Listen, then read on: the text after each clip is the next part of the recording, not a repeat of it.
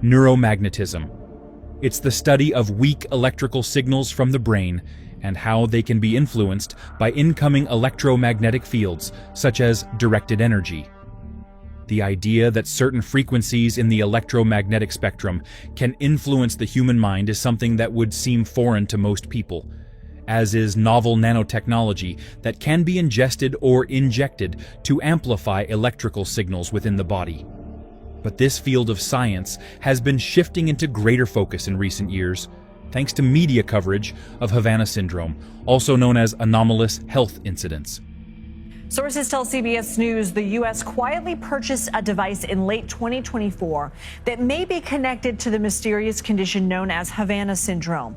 We're told the U.S. government is now testing that portable backpack-sized device that emits pulsed radio frequency energy. There have been multiple investigations into the origins of Havana syndrome, but nothing conclusive has been released so far.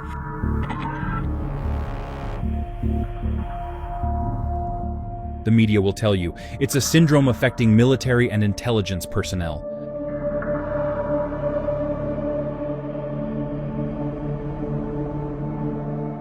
They are reported to hear strange noises and tinnitus, suffer from extreme pressure inside the head, dizziness, nausea, memory problems, and depression.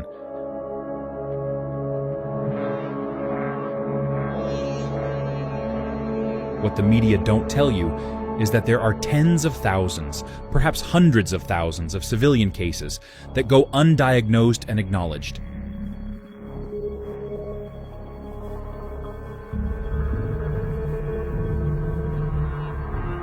These overlooked victims call themselves targeted individuals. What we're talking about with targeted individuals, it could be anything from hearing voices, God speaking to me. Some people are subjected to microwave torture, so that's radio frequency, electromagnetic torture to cause you discomfort. In some cases, it could take out your heart. So this is a person who is experimented upon. Electronic weapons, electronic harassment. So that is already enough to drive you out of your mind, to drive you into psychiatry, to make you commit suicide. Neurotech weapons like reading your thoughts and inserting thoughts. Sometimes you hear voice, some people hear voices, putting emotions into your head and using all this information to drive you crazy, to torture you. They're saying these things like, oh, I'm hearing voices in the head. And then they're getting put on medication, and the medication has not helped them. Now, these could be people that have stood up to authorities or whistleblowers. If you're thinking a certain way, it's going to manifest as pain, excruciating pain. So are you going to think like that again? Well, probably not. In my opinion, this is the continuing of the Holocaust. It's a perfect weapon. You can make your enemy kill himself. This is psychological warfare. I can't identify my captor, but I know I'm in some kind of a mental prison. These victims will tell you that in addition to the reported symptoms, they are being physically zapped, seemingly by directed energy on the inside and outside of the body. These zaps can create pain and limb movement. They are attacks that react in real time to their thoughts. These symptoms are known as electronic harassment. Other victims report that in addition to strange noises, they have round-the-clock voices talking to them in their head, voices that react to their thoughts and spoken word. These voices typically say some of the most vile and evil things you could say to a person.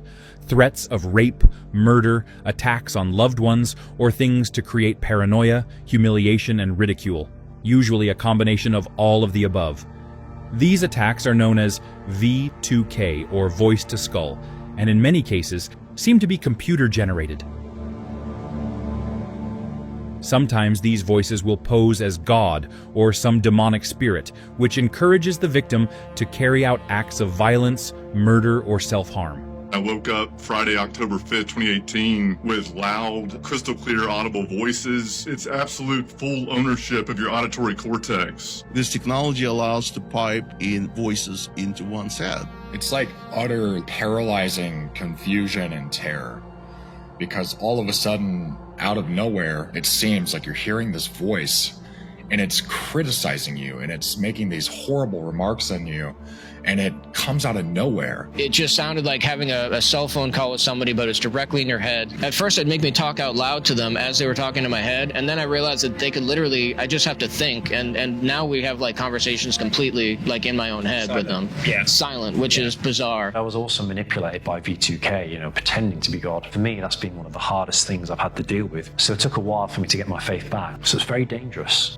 The V2K was saying that they were going to kill my mother and my pets. And they were going to kill me and make it look like it was a suicide. They have the ability to hit us with frequencies, anything from, please go kill yourself, or you deserve every bit of this.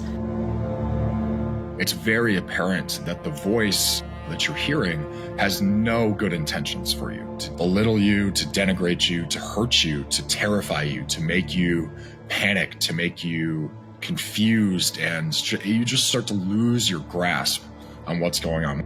Ultimately, if you can think of the darkest things that you could say to somebody, something that you would never say to somebody, those are the sorts of things that it uses to destroy you. At first, they were saying a lot of homosexual things to me. Once that really didn't fly, as far as, getting me mad or whatever, they switched over to talking a lot about pedophilia, and that was happening a lot. Automated torture, 24/7, 365. You have to understand that it's just a computer. Whatever you don't like, it will continue doing. It was mocking, deriding, and then they can suggest thoughts and actions and emotions. About 6 months of straight-on torture, driving me to the absolute brinks of sanity. V2K exploits fears, traumas, insecurities. It deceives, it manipulates. 80% of the time now, it is negative, extremely negative, horrific. But then 20% of the time, they'll have conversations with me. They'll talk with me. They'll ask me what I think about this. They almost attempt to build a relationship with us. And if we don't respond to that relationship, they try to make us feel guilty. I'm sitting here and I'm feeling these frequencies, these energy beams going into my head, and pain, pressure. Microwave auditory effect is not limited to producing sensation of sound. It doesn't mean that it exclusively produces auditory sensation. It's not true. It can just produce vibrations. It can produce these thermomechanical waves. My brain, it has been pressurized.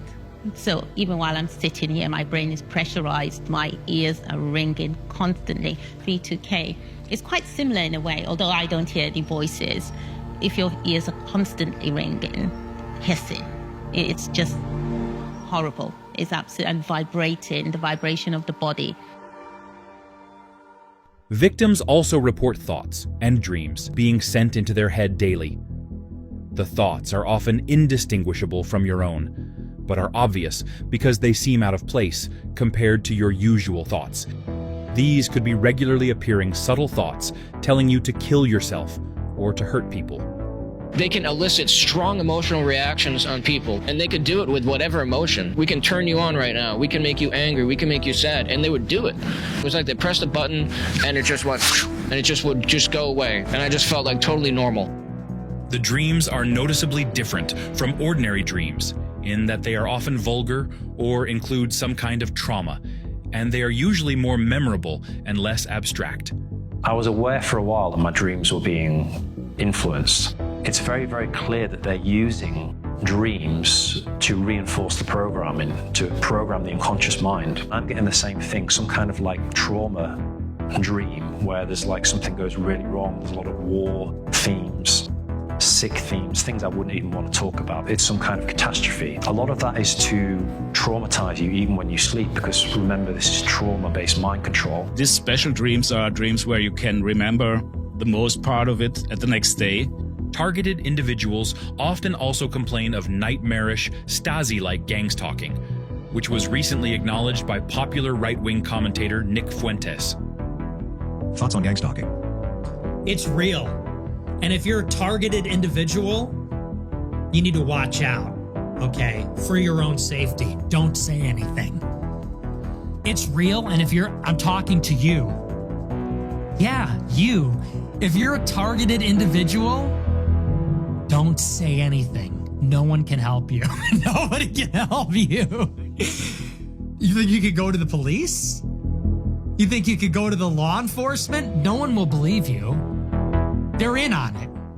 So just shut up. When I get up, I get attacked. When I have breakfast, I get attacked. When I go out, I get followed and attacked. When I come home, I get attacked. When I have dinner, I get attacked. And when I go to bed, I get attacked. They are on me 24 hours a day, 7 days a week. The attacks suffered by targeted individuals don't last an hour and then disappear. When it begins, it doesn't stop. Ever. Every single minute, every day, every year, without end. Attacks that react to their thoughts and torture them inside their head. Some victims have been suffering this never-ending torture for 2 decades, although there seems to have been a sharp rise in cases since 2016. They are ignored by their politicians, abandoned by friends and family, and written off as schizophrenic by medical practitioners. They often end up unemployed, homeless, or committing suicide. But as Havana Syndrome gets more media coverage, the voices of victims are becoming louder and bolder. They know they are under attack from the same weapon, wireless frequencies, or under-the-skin technology aimed at disrupting their neurological functions. Technology in and of itself is not bad. It's who's in control of the technology that is bad. Now, being that we know throughout history that humans have been experimented on time and time again against their consent, would you trust your government to be in control of your thoughts? Why do they pick me? I have never done anything. I've never said anything. Well, maybe you're being experimented on. Some may be targeted for a reason. Some may be targeted as an experiment to see what happens through this electromagnetic means. I believe psychotronic weapons should be banned. The damage that they are causing, we're in a war right now. I've met many civilian victims of anomalous health incidents now. Most look broken. You can see it in their eyes. One victim, a widow in her 70s, sent me an email the other day to say she had been sexually violated for 2 straight hours, and that other things had happened that she just couldn't bring herself to type. I don't think there's a precedent for this kind of torture. I have met people that have been subjected to such horror that it makes me more determined to bring this to an end. The technology, the harassment campaigns, all of that is intended for a lifetime. Only a very, very few instances have I heard of someone's targeting stopping. And we've had quite a number of targeted individuals that have passed as a result of their targeting. I am usually a very, upbeat, outgoing, happy person. And, these weapons have made me question whether I want to live. And that is just not me. When you start communicating with people, you do realize that I'm not the only one. There are quite a number of people out there that are complaining about the same thing. This is specifically made to make a person look like they're crazy. I think it's the most important human rights issue we have in the world today, because we have a situation now where we have technology which can remotely influence people to such a degree where they can't work, they can't do anything, they become emotional wrecks. I have stood up, been out of work for 4 years now. It's like poverty engineering to drain you to the point that you cannot sustain yourself. I got 1013 and taken away for 8 days, and at the same time, it took my family away for 4 years. As a mother, it's hard raising a small child, especially when you can't tell people about what's going on without them thinking you're crazy or trying to take your child away. They're isolating you, and there's a risk of you dying from it. People have not only committed suicide, but died from it because it's so dangerous. It's an extremely horrible torture, ultimately to isolate you and drive you to suicide, or cause you to inflict harm on someone or reach out and do something stupid. Over a period of time, going through this for years and years and years, it'll wear a person down. It really will drive you to the very bottom. With this technology, you can torture a person at home. The person doesn't have to leave the home. You can do everything. You can kill the person. You can keep him from sleeping for weeks. Then he goes to the psychiatry. I couldn't trust what I was hearing. I couldn't trust what I was seeing at times. It makes me feel like I'm in the outside of an inside joke. These are highly covert, highly illegal, and they're invisible, which makes it extremely hard to prove.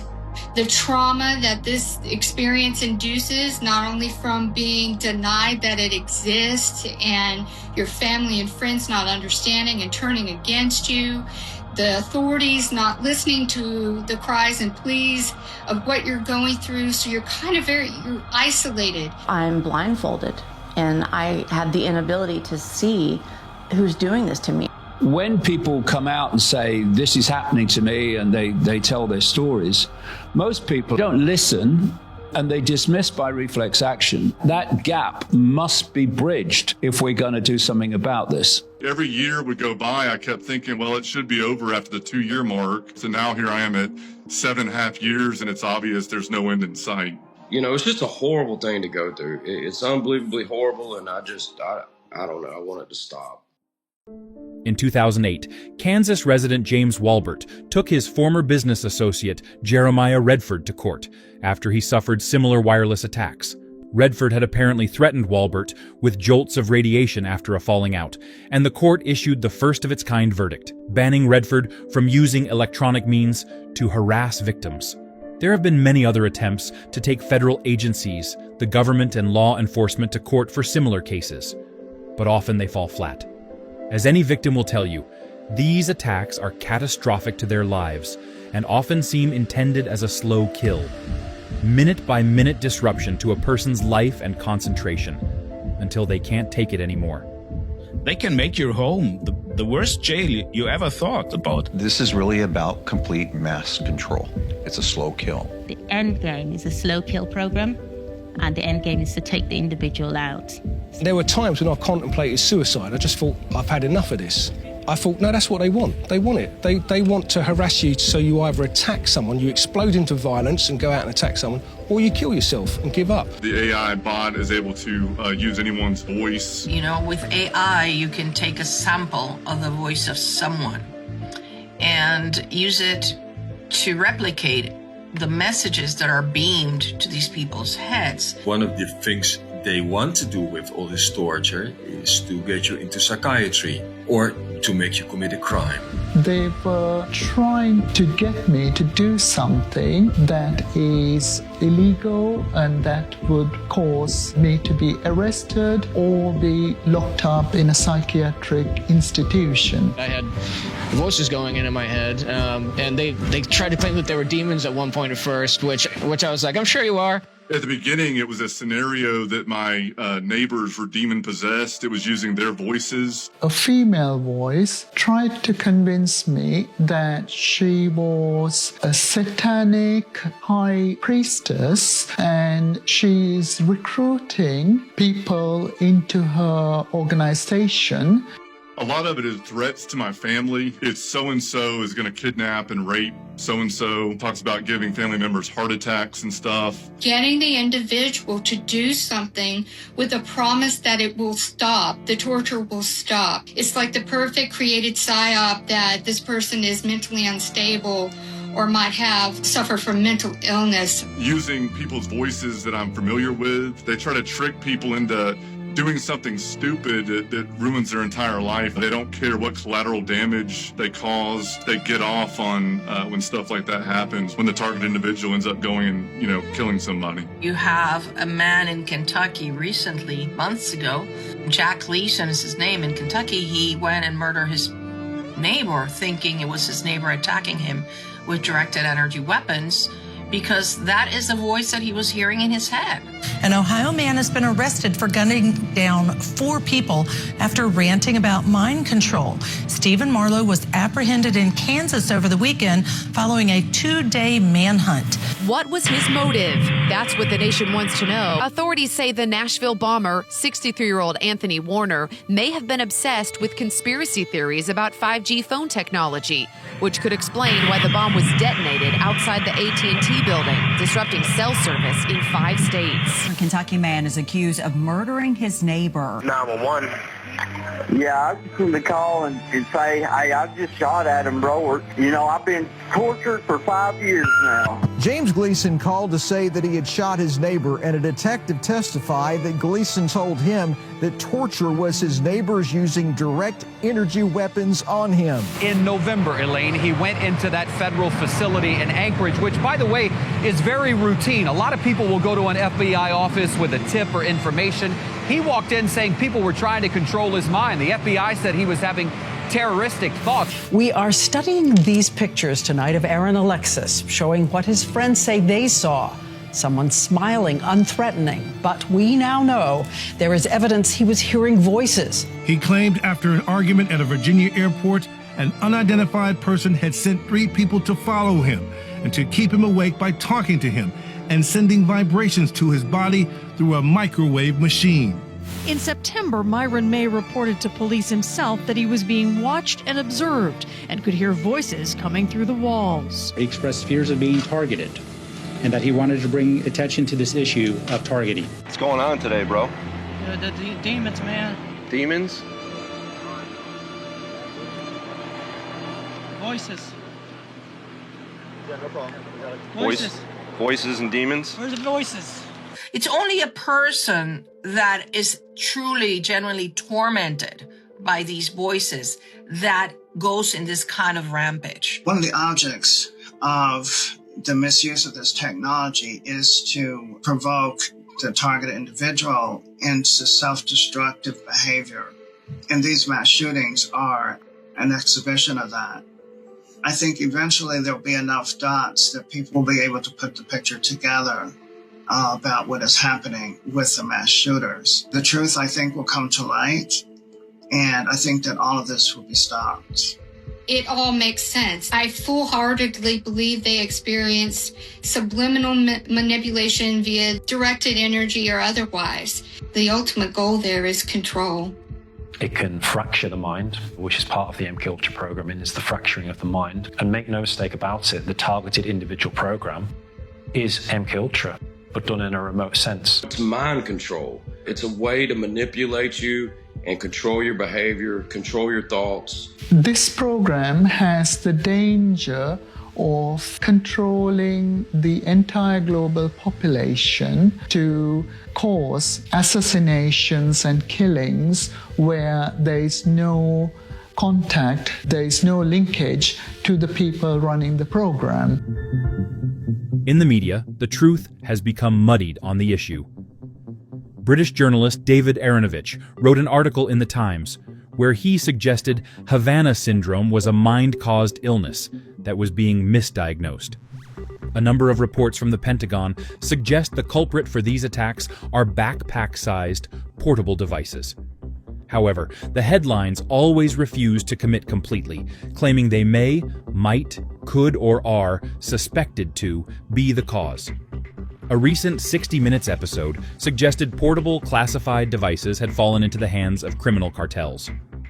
What we're hearing about now Dr. David Relman is a Stanford University professor of medicine asked by the government to lead 2 investigations.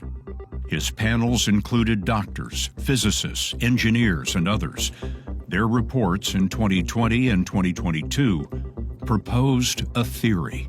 The 2 panels, the investigations that I know well, both concluded much the same, which was that the most plausible explanation for a subset of these cases was a form of radio frequency or microwave energy. I don't buy the backpack story for 1 second.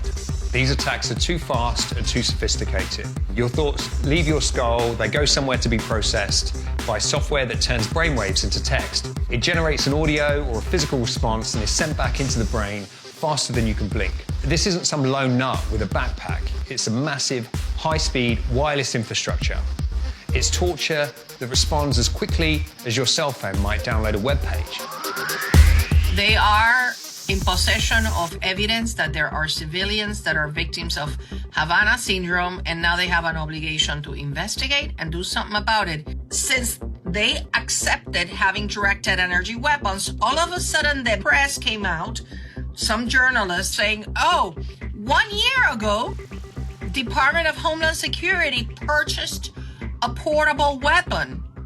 And it has come out that supposedly they paid $10 million for it. Do you have a person lurking behind a tree 24/7? How do they see through the walls to attack you? The whole thing is just a complete psyop. I was contacted by a gentleman that was working for the Pentagon regarding the Havana syndrome situation. He was asking me to hand deliver information. The fact that there is neurostrike weapons, he was referring to them as neurostrike weapons, being used on soil in the United States and off soil in other countries. This is where it all ends. Period. In 2016, in Havana, Cuba, our diplomats, U.S. diplomats, were complaining about having the sudden onset of a weird sound, followed by severe nausea, vomiting, vertigo, head pain, short-term, long-term memory loss, and more specifically, shocks to the torso and extremities. This phenomenon is real, is happening to the best of our best in the FBI, CIA, and it is now happening to congressional members. The issue is they only address it as it's happening to federal employees. I did get a phone call from the former head doctor of the CIA, and he said to me, you are correct. There's significant overlap between the 338 Havana syndrome patients that he's treating, federal employees, and my clients. And what he meant is the symptoms were identical. The CIA and FBI agents who are suffering from this say they have an auditory system, a strange electronic sound. What they're not saying is that they're hearing voices.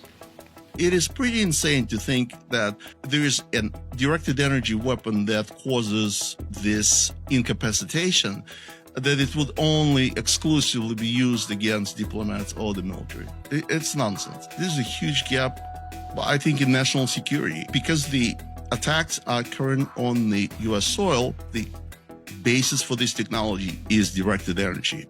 In the U.S., President Trump's Director of National Intelligence, Tulsi Gabbard, has reportedly been fighting to disclose more information about these attacks, but getting pushback from the intelligence community.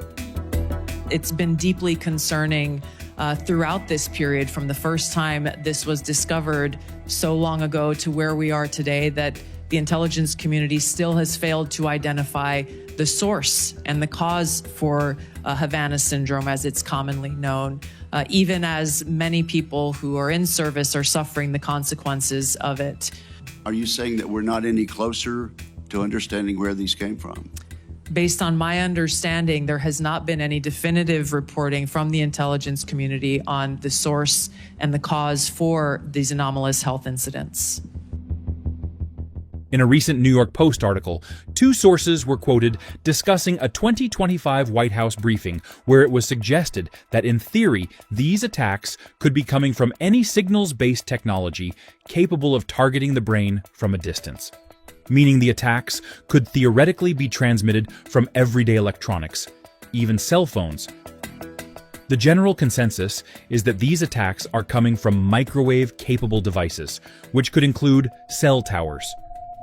Microwaves are a range of frequencies in the electromagnetic spectrum. Various microwave frequencies are generated by your oven, radar systems, TV transmitters, even your phone.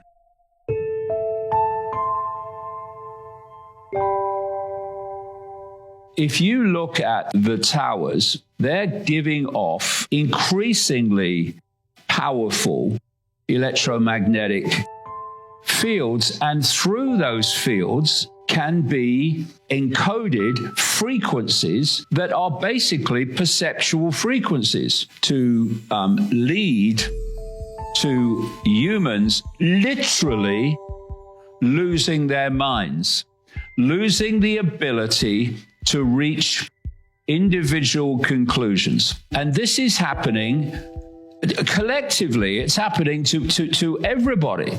Some politicians just don't believe it. You know, you really have to open your mind up to understand something like this happening. The intention of this is to make you sound or appear to be crazy.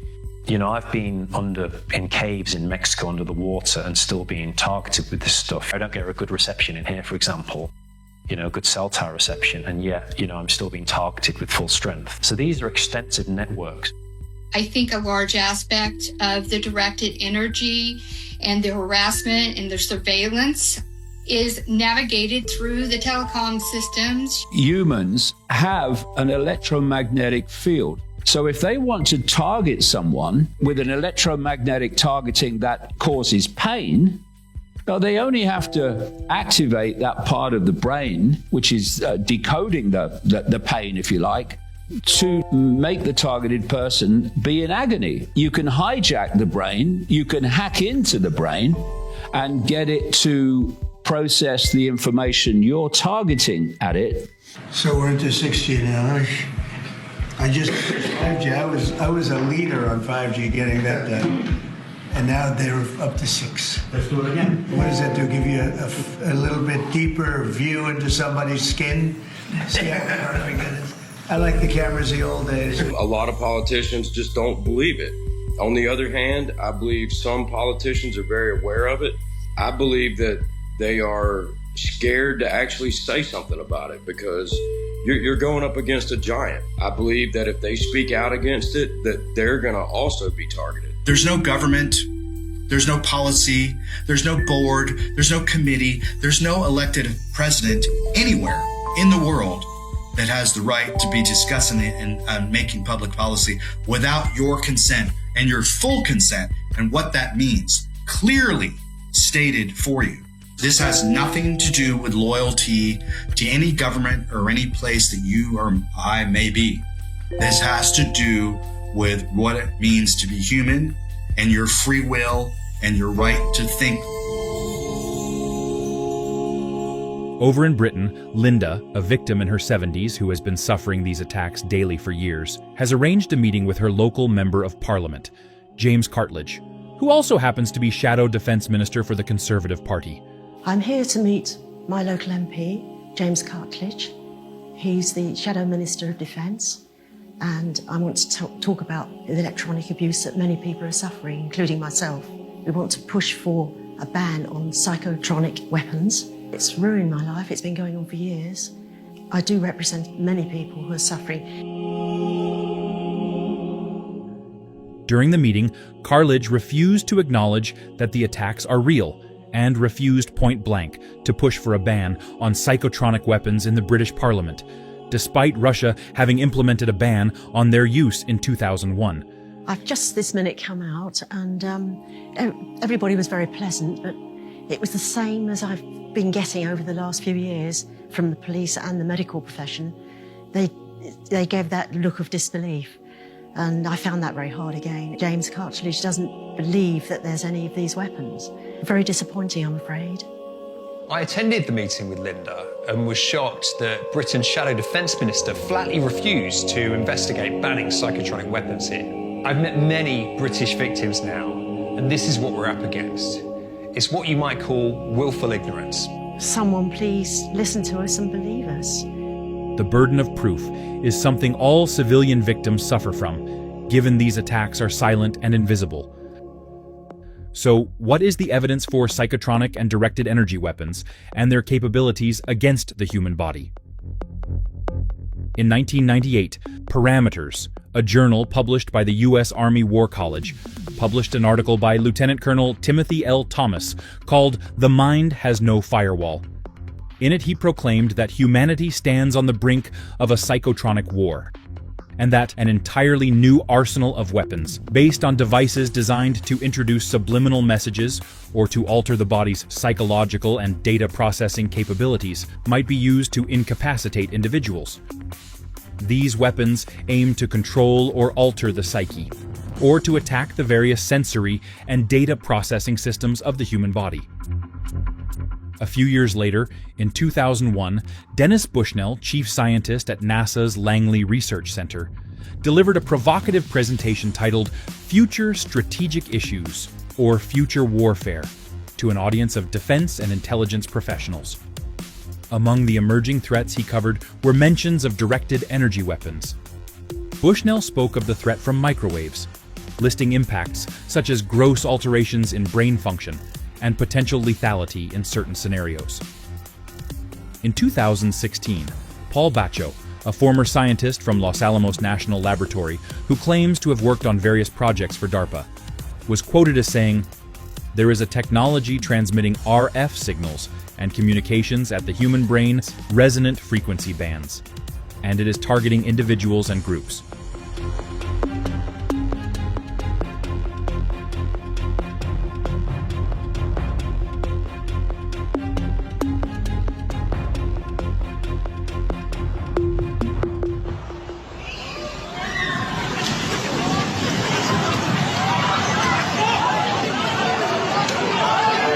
More recently, during the raid on Venezuelan President Maduro, the U.S. military used the discombobulator, which disabled soldiers guarding the Venezuelan leader by directing energy at them to make them sick.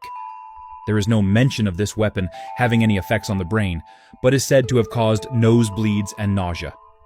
One of the most high-profile names to speak out against these weapons was ex-CIA and State Department employee, the late Robert Duncan. Robert Duncan was one of the early pioneers, and he was extremely revered in our community. People really respected him for his knowledge and for his experience.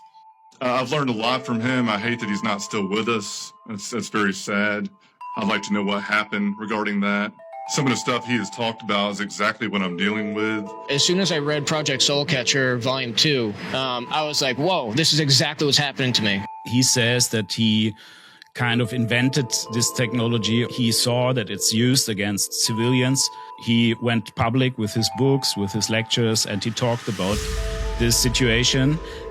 I think they must have been afraid of him and I think they killed him.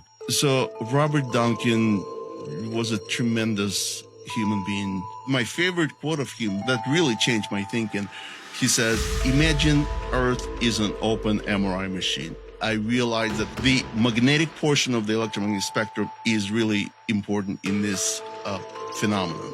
You want a random sample of the population, all languages, all cultures, in order for a worldwide weapon of an AI system that can interact with every human brain, for example. Functional MRI that you can do at a distance over the earth. You have every human being's brain pattern. You can control 8 billion brains on the planet, potentially, read them. And you'd beam the entire earth over it. You're like a cell phone. Your brain is a circuit.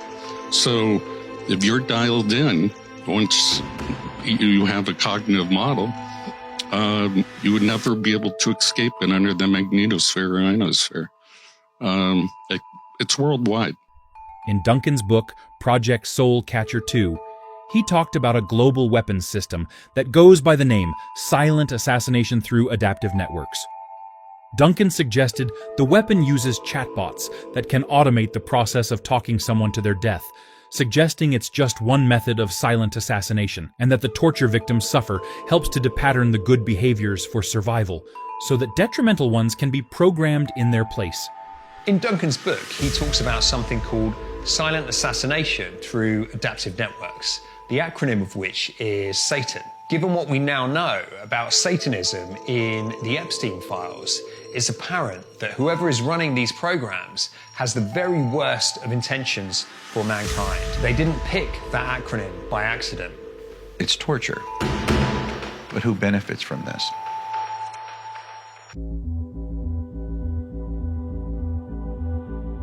The targeted individual program that inflicts anomalous health incidents onto regular citizens is cruel and senseless. But who truly stands to benefit? Homelessness or mental health, non-governmental organizations might benefit from a significant year-on-year increase in applicants for help. In the U.S. state of California, for example, there are ongoing investigations into fraud and misuse of those funds, where homelessness is growing exponentially. It's clear there is money being made to the detriment of victims, knowingly or unknowingly by the benefactors.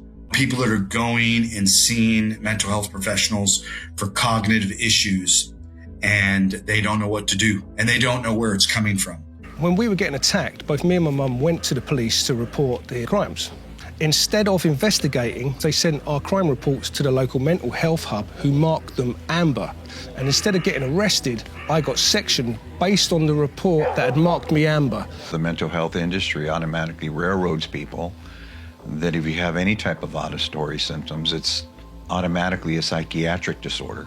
Until recently, victims of AHIs were doubted and their sanity was put into question. When you start suffering the effects, your doctor might automatically prescribe a 2 to 3 year course of antipsychosis medicine, which doesn't come cheap. So in places where healthcare is determined by insurance, like America, both big pharma and the insurance industry stand to gain. The pharmaceutical companies can benefit from this. A lot of these weapons, they're hitting people, and for instance, myself, I get migraines. So hey, what pharmaceutical industry, let's give them a migraine medication or any symptom that we might experience from these weapons. I'm not saying that medicine is bad. All I'm saying is we're specifically talking about the capabilities of this technology when you can be influenced by RF emissions. Our declassified documents specifically talk about how they can inflict pain, they can manipulate the human biochemistry with it, they can transmit sound, imprint memory sets, and erase memory set. Imagine if you can do that and you had that kind of power. What could you do to a mass population? During the Obama administration, they initiated the Brain Initiative, where they wanted to decode the human brain and human genome. This is going to drive economies. It's going to drive medicine. Neural data is very valuable. So if this data is indeed being stored and used, it would be very lucrative for whoever was taking it. They study you, they monitor your behavior, your patterns, they collect your data. Your data is valuable.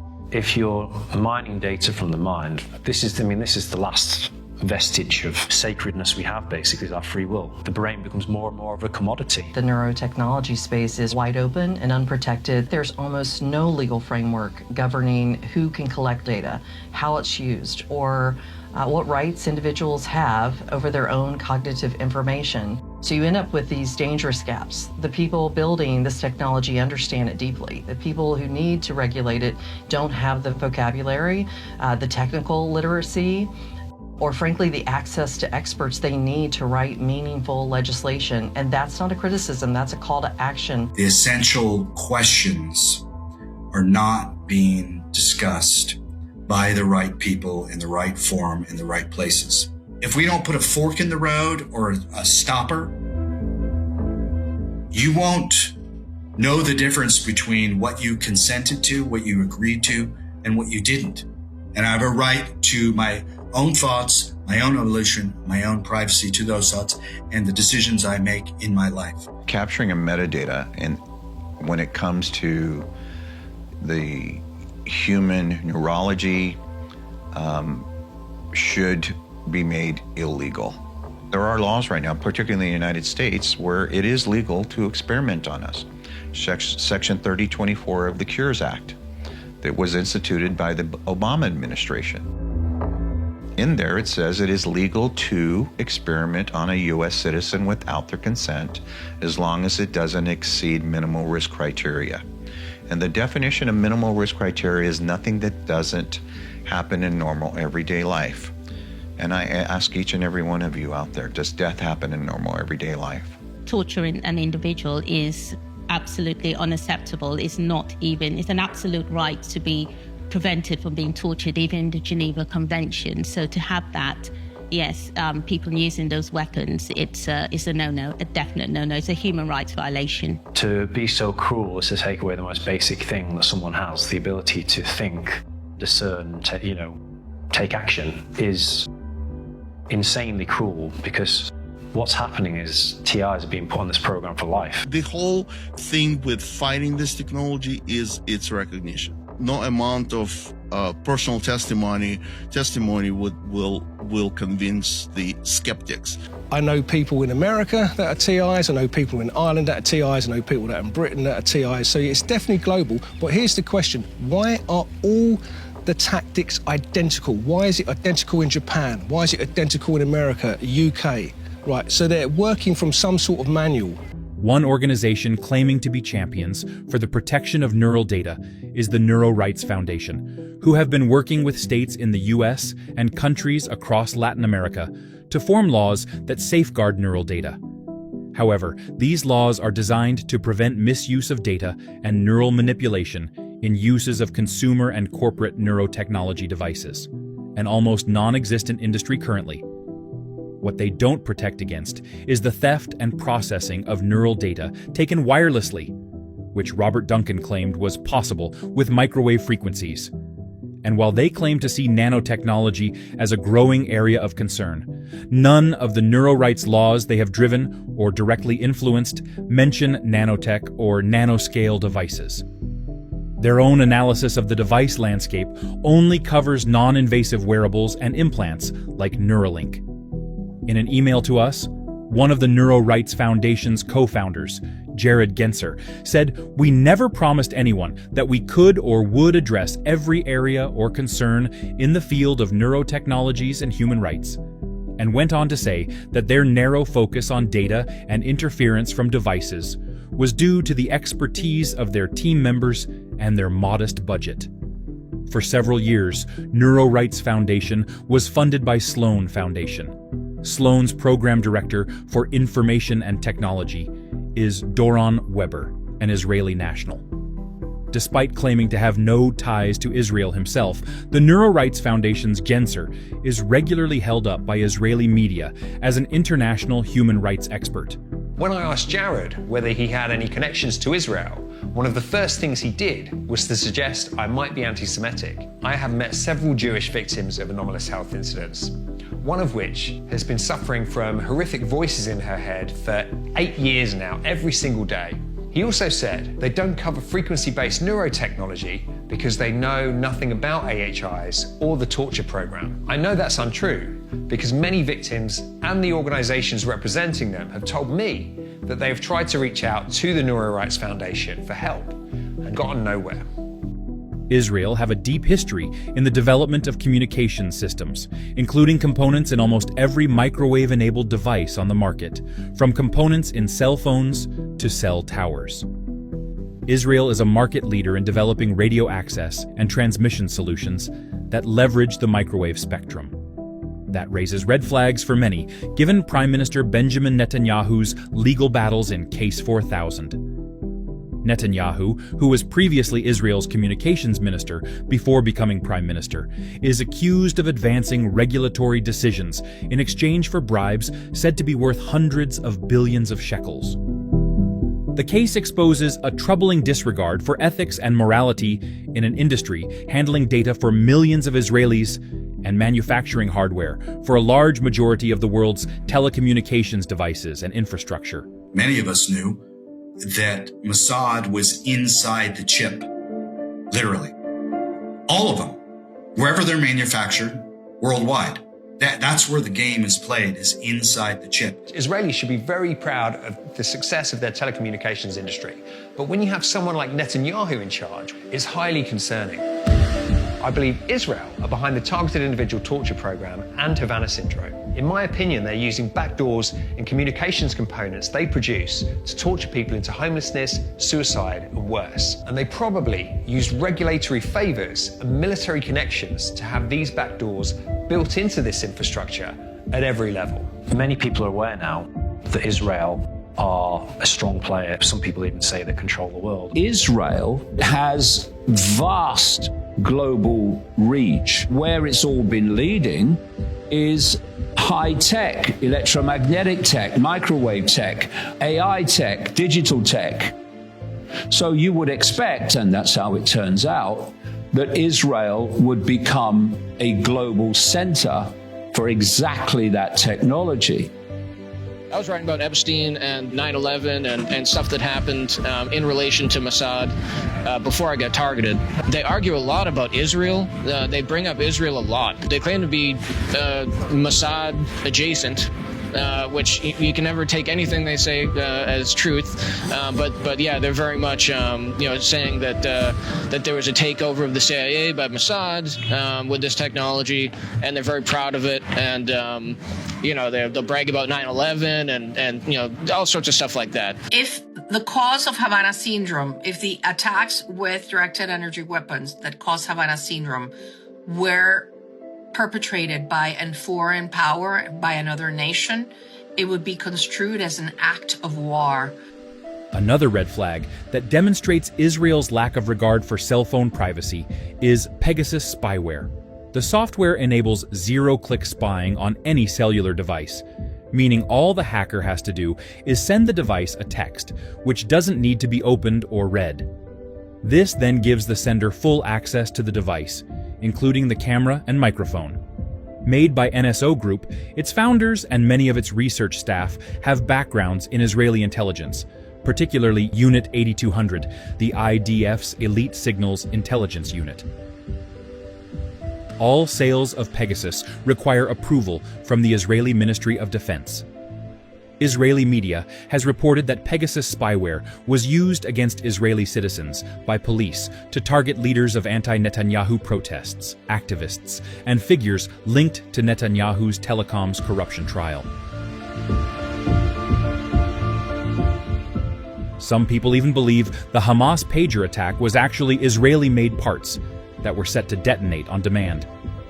The golden pager that was given to President Trump. What am I to make of the fact that you have these exploding pagers used to kill terrorists? Obviously, that's not the only people who were killed, but nonetheless, that was their purpose. And then one is delivered to Trump. It can obviously be read as a threat. Netanyahu then later delivers a speech in a totally separate context, of course, could mean nothing, where he's bragging that every cell phone of everybody in the room has Israeli technology in it. We're pretty good at producing weapons. But do you have cell phones? You have cell phones here? No. You're holding a piece of Israel right there. You know that? I mean, a lot of the cell phones, the medicines. We have an incredible array of possibilities of creating foreign companies that have no way being traced back to Israel, shell companies over shell companies who affect the supply chain to our favor. We create a pretend world. We are a global production company. We write the screenplay. We're the directors. We're the producers. We're the main actors. The world is our stage. What about offensive weapons? Well, I can tell you we shared it with America, but I can't share it with you. Okay? The most advanced offensive weapons on the planet, things that none of the superpowers have, developed by Israel, shared with America. That's very important because, you have to be strong. Everybody understands that.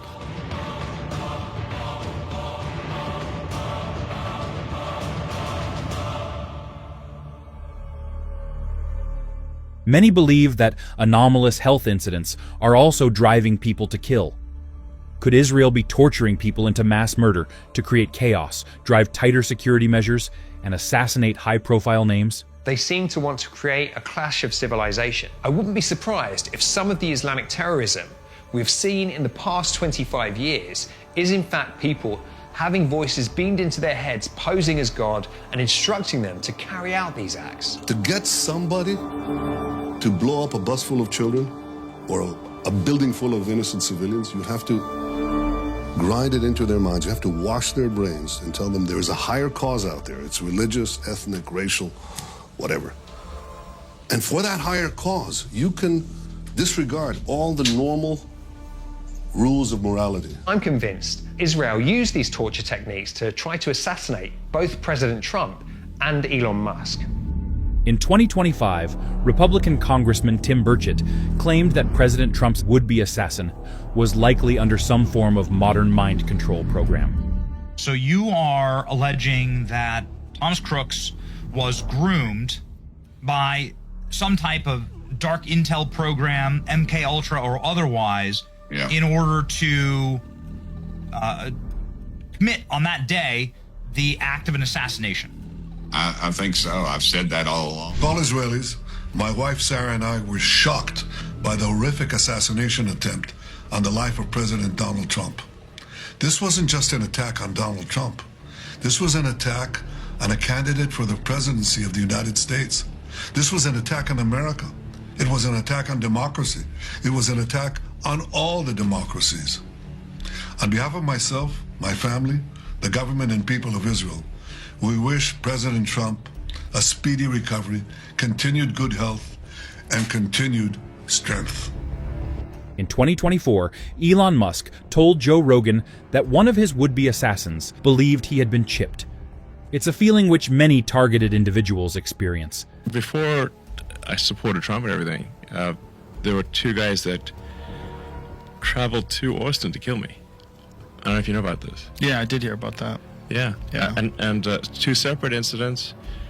One guy thought I put a chip in his head. Prominent Israeli historian Yuval Noah Harari recently told a World Economic Forum audience that artificial intelligence will soon furnish humanity with all of the thoughts in our heads.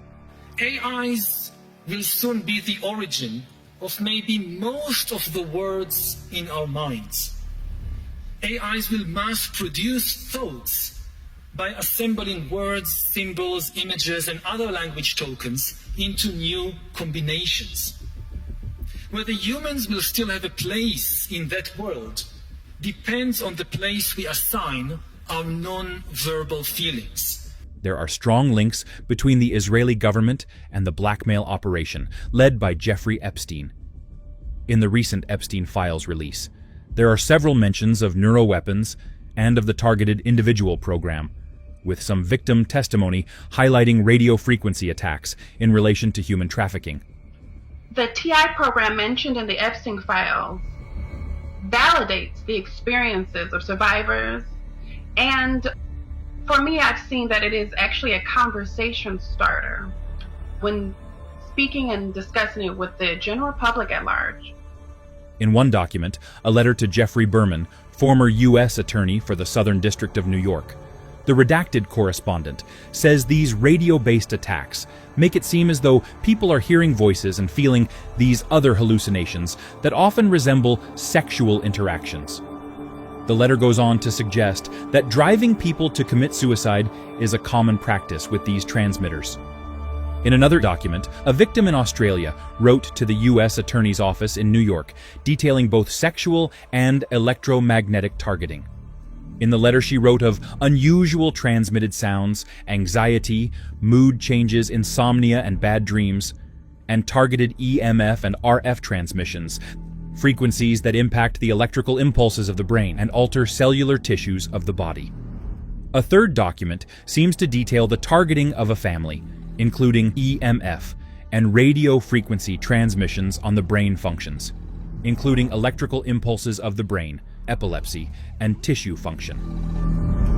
Right now, the atmosphere around the Epstein Files is so extremely politically charged that no one is paying attention to directed energy weapons and those files. The Epstein Files have brought out the scary reality included in this program. In a series of emails, Jeffrey Epstein and former Israeli Prime Minister Ehud Barak discuss a startup called Reporty Homeland Security. Reporty CEO Amir Alachai wasn't shy about their links to Israeli intelligence services in several interviews. In my specific unit where I was, we had different agencies and entities that came to us to pitch us what we can do after the army. In one of the pitches that we received from one of the three-letter agencies of the Israeli Defense Forces to connect basically the world into public safety, and to connect the public safety into the world, and to make sure that all this kind of chain is fully singing together. Ehud Barak was a founding board member. Part of Reportee's offerings listed on their old website included an advanced positioning system. One document, which seems like an investor report, has Reportee confirming the creation of a scalable framework and active data models for the collection, processing, and geolocating of both active and passive raw RF signals that includes indoor positioning. Are we to assume these so-called passive signals are actually the collection of brain signals directly from the body? Epstein also seemed to have a fascination with neuroscience and microwave networks.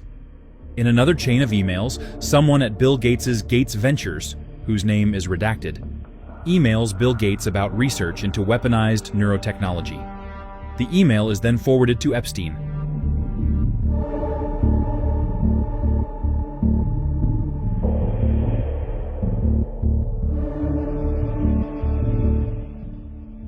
In 2009, disgraced Harvard professor Mark Hauser emailed Epstein about something called TMS, or Trans-Magnetic Stimulation, which was available at Harvard Medical School's Beth Israel Deaconess Medical Center.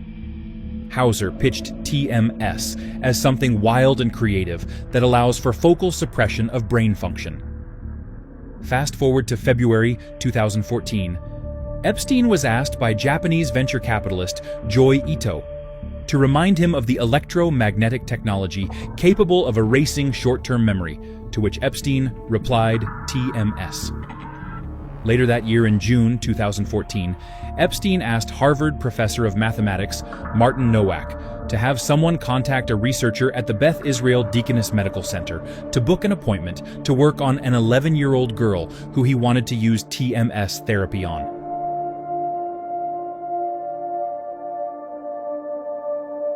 Epstein donated a total of $850,000 to MIT between 2002 and 2017.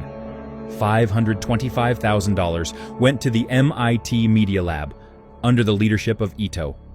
One professor who sought funding from Epstein and met with him at least 6 times is Ed Boyden. Neuroscientist Boyden was featured in a Wired article, which pitched him an ambitious brain hacker who develops revolutionary engineering tools. The article suggests that for Boyden, voyeurism is not enough. Boyden is also designing tools to tweak, trigger, and silence neural circuits, offering a degree of control that neuroscience has always lacked. Around the same time, between 2013 and 2016, Epstein's team were openly building a private cell tower network. They were discussing starting their own internet service provider, purchasing radio stations, and procuring FCC licenses and microwave spectrum. It has been suggested that microwave frequencies between 0.5 gigahertz and 10 gigahertz can penetrate obstacles, including the human skull, and when pulsed at high power can cause neurological effects, including V2K, which is thought to be caused by what is known as the Frey effect. This was confirmed to us in an email from University of Chicago professor James C. Lin, who wrote the book The Auditory Effects of Microwave Radiation on the Brain. This is relevant in the Epstein files, as Epstein's team seemed determined to source a 6 gigahertz system, despite several suppliers suggesting a stronger 11 gigahertz system outside the window of neurological impact. Had the Epstein files just come out and mention a targeting program, very similar equipment to what we're seeing. What struck me in the Epstein files was that his team seemed insistent that they wanted a 6 gigahertz capable system. And we are told that microwave attacks between 0.5 gigahertz and 10 gigahertz can cause neurological effects when pulsed at high power. In the Epstein files, Epstein's team seemed determined to set up a system between this dangerous bandwidth, even when their suppliers proposed systems at a safe 11 gigahertz.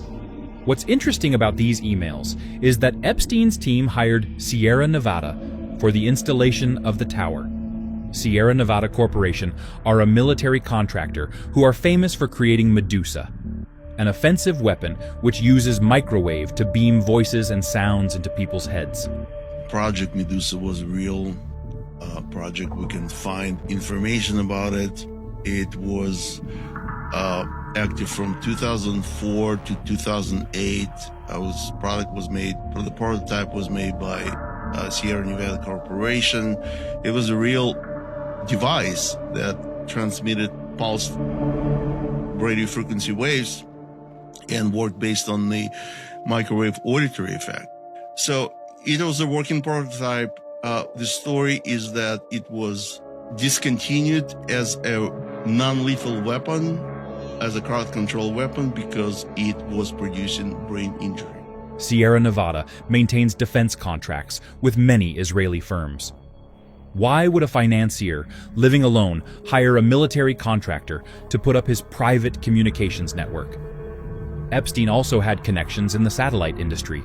In 2013, Epstein corresponded with inventor and engineer Greg Weiler, founder of low and medium Earth satellite constellations, OneWeb and O3B networks.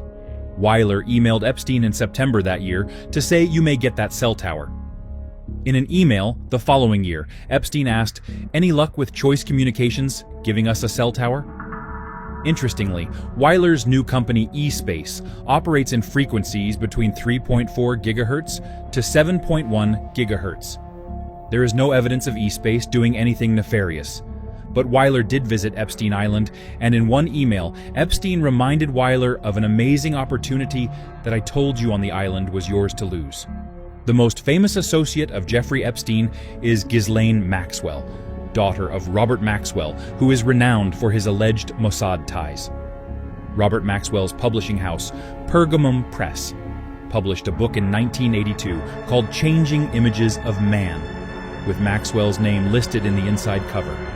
In the book, the authors compare the merging of technology and the mind to the apple in the Garden of Eden by suggesting it is the biggest bite out of the fruit of the tree of knowledge that mankind has taken in the last 2,000 years. I believe fully there will be flash memories you can plug into your brain. We'll be able to hook our brains into calculators and statistics programs and have Google directly into the frontal lobes. I mean, there's going to be a lot of expansion of the mind through interfacing the human brain with technology. There's an unanswered question of how far can you go and still be human. One man that seems to connect Epstein and Israeli Prime Minister Benjamin Netanyahu is Google's Ray Kurzweil. In a 2017 email, Epstein confirmed he knew Kurzweil well. Kurzweil is famous for calmly presenting the surrender of bodily autonomy to nanotechnology and bots that he believes will inevitably enter our minds. In a 2003 Committee on Science in the U.S. House of Representatives, Kurzweil spoke of deeply intertwined promise and peril when it comes to nanotechnology. It's long been rumored that Kurzweil and Netanyahu attended classes together at MIT, and they were at the university at the same time.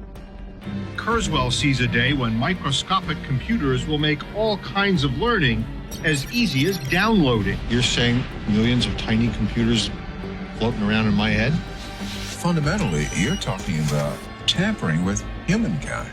Our computers are not going to be these rectangular devices we put in our pocket. They're going to be inside our bodies and brains, and we're going to be a hybrid of biological and non-biological intelligence.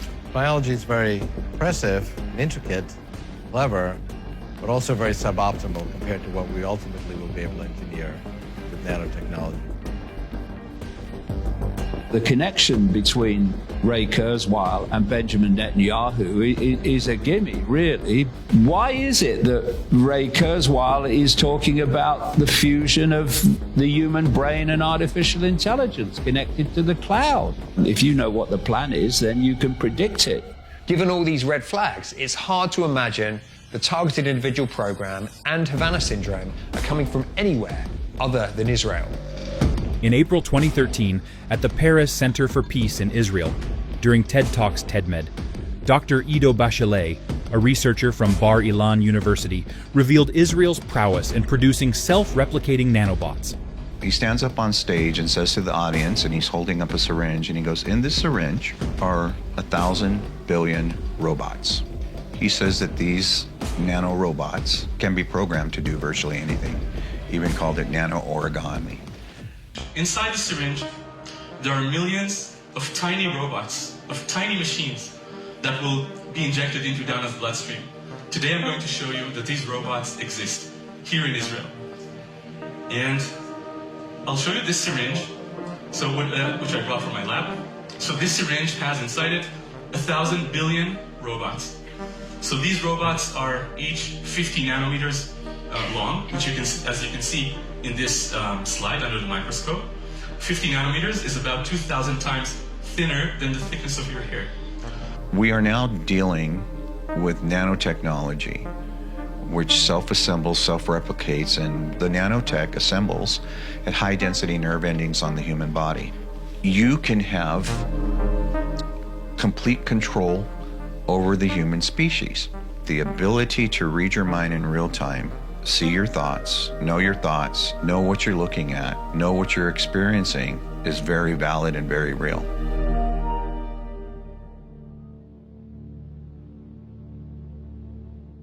The media coverage of Havana syndrome often pegs Russia as a culprit. In a recent 60 Minutes episode, Russia was blamed for losing control of the rumored backpack-sized devices. What's interesting is 60 Minutes is produced by CBS News, now owned by Larry Ellison's son David. Larry Ellison is reported to be a longtime confidant of Benjamin Netanyahu and is referenced in some of Netanyahu's corruption cases. CBS editor-in-chief Bari Weiss also has ties to Israel, including via her father, who sits on the AIPAC Council. Could Israel be trying to foment friction between America and Russia by pushing the blame for Havana syndrome and the targeting program onto Vladimir Putin's government? We have large numbers of people who are dual citizens. And we have large numbers of people, they call them Zionist billionaires. Pick whatever name you want. They have spent enormous quantities of money over many years to reach the condition that exists today. A condition under which Israel's demands, and you have to link Israel to the larger financial picture because these billionaires control more than just a fraction of finance. They control the financial system in our country. They have a huge impact on it globally, certainly in the West, and they have interests in expanding that power and influence. Israel is a way to do that. Several clues in the past point to Israel's desire to control the human mind. Zbigniew Brzezinski, who has no direct links to Israel, but often spoke both critically and fondly of the country, wrote in his 1970 book, Between Two Ages, that in the technotronic society, the trend would seem to be towards the aggregation of the individual support of millions of uncoordinated citizens, easily within the reach of magnetic and attractive personalities exploiting the latest communications techniques to manipulate emotions and control reason.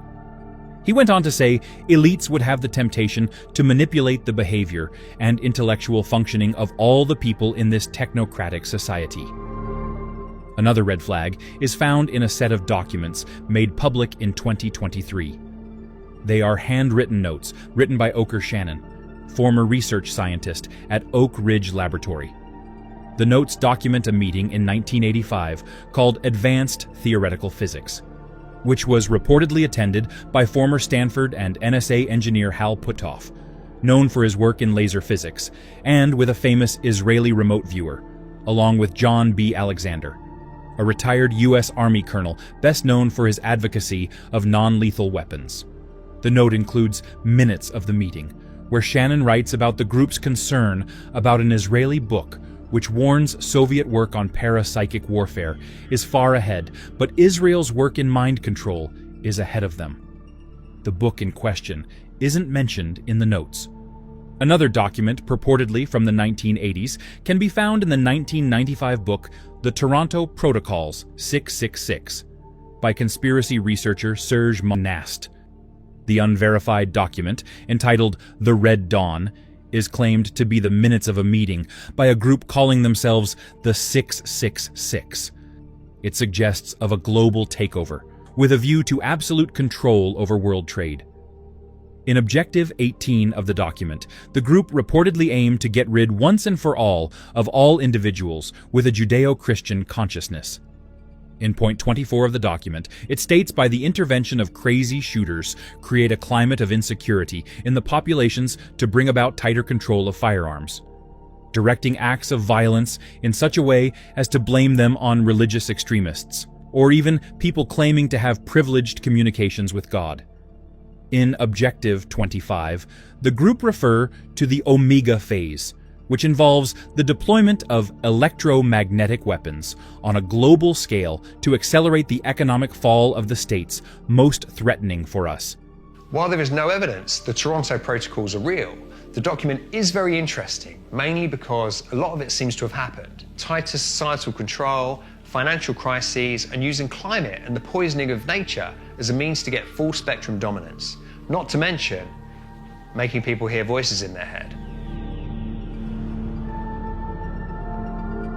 One thing is clear: the electromagnetic spectrum is not as safe as we have been told and can be weaponized against the human mind and body.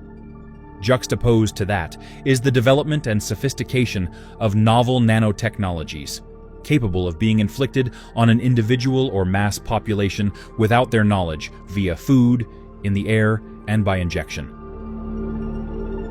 Modern telecoms networks use a process called beamforming, which allows them to target specific frequencies with uplink and downlink signals. Does this newfound electromagnetic precision mean every signal in nature, including humans, will inevitably become a data node in a future world? And what will it mean for privacy, religion, and freedom when these signals can be edited and censored without our knowledge it's even happening? Those microwaves is the mechanism that causes thoughts, causes voices, can cause headache. If 5G can be dynamically configured to do this, and the answer is yes. So the whole reason that telecommunications companies around the world are rapidly ramping up 5G capacity is that this much higher frequency carries more information per unit cost of transmission. And this allows them to meet what they see as things like driverless cars and the Internet of Things, where your phone talks to your household appliances and security systems, all that sort of thing, which require more or less continuous connectivity to the Internet. Because these higher frequencies, these are radio frequencies, because the signals are easily interrupted by dust, rain, foliage of trees, almost anything, never mind building walls, they have to put the transmission towers much closer together. Instead of being some kilometers apart, which you will be familiar with from the old 3G and 4G towers, they're now requiring there to be some kind of either main tower, but also booster units that are often mounted on light posts or utility poles. Now those have to be within 100 to 200 meters, depending on what's in between them and the receiver, the phone, have to be that close together in all populated areas. It works out that something like over 30 times the density of towers or booster stations would be required for a full 5G network compared to an old 4G network. And indeed, most people would not notice the small boosters on the utility poles. There was a growing body of evidence, even in 2021, from scientists with very strong independent reputations who were arguing that the safety limits for exposure were based upon dated research on a limited number of lab animals conducted decades ago, without any consideration of the intervening hundreds of papers suggesting potentially adverse effects at the subcellular, cellular tissue level in any living thing, including humans. There are almost no studies underway to document human health effects from these new installations, 5G installations. Vested interests actively fund renegade scientists, if you like, to argue for these old exposure limits. Those old exposure limits are based upon a fallacy. Those studies show that the effects of these electromagnetic fields from radio frequency, not only in humans, but in animals and tissue cultures, cell cultures, everything, those effects are not limited to the effects caused by heating of the local tissues. But the regulations are based only on heating effects. So there is a problem, and the problem is that no one wants to talk about the problem. What's being promoted, including by the WHO, the World Health Organization in Geneva, is an old set of regulatory limits for exposure, which make it easy for the industry to put up towers anywhere. No one who knows that science, biophysics, would be at all surprised that such fields affect virtually every process in the cells and tissues of living beings. I personally think it's cell phone towers, because the cell phone tower is a electromagnetic weapon, directed energy weapon. You can use it as a weapon, but I think also part of the attacks comes from satellites. There is not really much information about military satellites. We don't know what did they shoot the last 70 years into space. I didn't see anybody get a phone call or have a town meeting when they introduced the mobile phone to the public. They just did it. But they didn't have any discussion with you about what that was going to do to social space, to your biology, to your digestive process, to your perceptive mechanism and how you interface with yourself and others, and what it was going to do to augment and update your central nervous system to essentially train you for the effect of instantaneousness, and what that was going to do to get everybody for where we are at now. The big questions are not being discussed at all. And you deserve to know that. You deserve to know what your phone is doing to you. You deserve to know what 5 and 6G is actually being used for. You deserve to know why they're spraying nanodust all over the place. What does it mean for society when directed energy and nanotechnology can steal your ideas, inflict pain, or kill you from a distance without any way to trace it back to the perpetrators? We are in a very, very unique position, unlike anything that's ever happened before, ever. If we don't do something now, the window is so short. If we don't wake up society now, your generations to come will never have a chance for cognitive freedom, cognitive liberty. Their thoughts will no longer be their own. They will believe that they're their own. We have thoughts, and we think those thoughts are our own. AI will do more and more and more of human thinking until human thinking is negligible. What an ultimate control system if you can externally tell those people what they're thinking. They're coming for everybody's brain one way or the other, whether it's just monitoring them or whatever. One of the pluses to being loud, audible harassment is you know that you're under the influence of the weapon system or the technology. It is the kind of technology that reaches into your mind without revealing itself, without your consent, remotely, covertly, and you have no control about it. From what I'm seeing, it is progressing at an extremely alarming pace, and the way that they're doing it is nearly undetectable. There's basically almost nothing you can do to protect your kid from, if they really wanted to do something. And I'm absolutely horrified all the time. The idea of some all-encroaching, technocratic, Skynet-type control grid is no longer fiction. For victims, it's our reality. We are dealing with the potential loss of mental privacy for everyone. I've already lost mine, and I can assure you, it has a catastrophic impact on your life. But what happens when humans lose control and AI takes over? There's going to be no way out of that. They're able to actually connect your body to the internet. I do have frequencies coming out of my body. I don't know how they got in there, but why are they in there? It is the darkest thing that could ever possibly happen.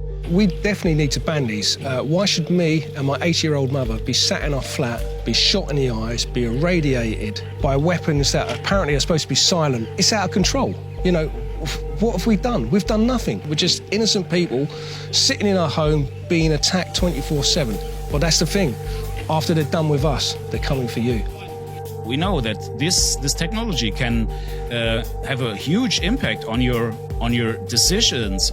what else do you have? What kind of freedom do you have if your emotions and your thoughts can be manipulated and programmed? And this is what they can do. This is the single biggest threat to humanity right now. They can do this to anybody. I mean, we're living in times that are almost biblical. What we're talking about with targeted individuals is an expression of what they want for everybody. They've all been part of this massive research leading to the entirety of humanity being controlled by the same system. People are asking, why is there so much push and money being put into the brain-computer interface of wearables and devices to get people to agree to give up their privacy, their brain data, and essentially access to their central nervous system?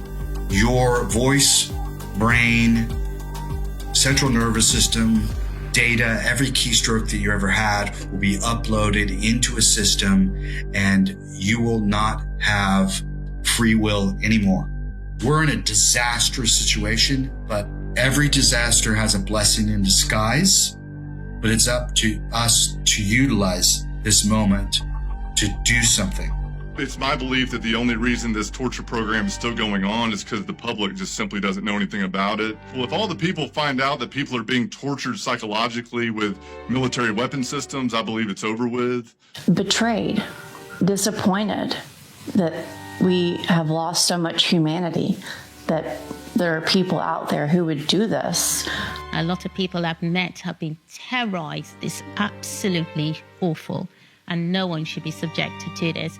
And I truly believe that this will be brought to an end. Justice will prevail. So that's how I look at it.